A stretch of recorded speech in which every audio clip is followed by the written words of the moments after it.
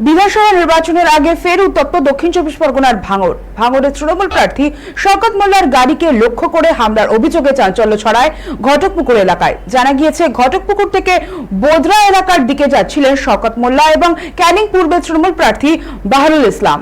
সেই সময় সেখানে উপস্থিত ছিল আইএসএফ প্রার্থী নওশাদ সিদ্দিকীকে সংবর্ধনা জানাতে আসা বিপুল সংখ্যক সমর্থক। অভিযোগ, ওই সময় শওকত মোল্লাকে লক্ষ্য করে বিতর্কিত স্লোগান দিতে থাকে তাদের একাংশ। পাশাপাশি শওকত মোল্লার গাড়িতেও হামলা চালানো হয় বলে গুরুতর অভিযোগ। যদিও এই অভিযোগ সম্পূর্ণ অস্বীকার করেছে আইএসএফ নেতৃত্ব। তারপর ঘটনার প্রতিবাদে বোদরা এলাকায় রাস্তা অবরোধে নামেন তৃণমূল কর্মী সমর্থকরা। সেই অবরোধে নেতৃত্ব দেন শওকত মোল্লা ও বাহারুল ইসলাম। অবরোধের জেরে ওই এলাকায় সাময়িকভাবে যান চলাচল ব্যাহত হয়। নিঃসন্দেহে ভোটের আগে এই ঘটনা ফের ছড়িয়েছে ভাঙড়ের রাজনৈতিক উত্তাপ।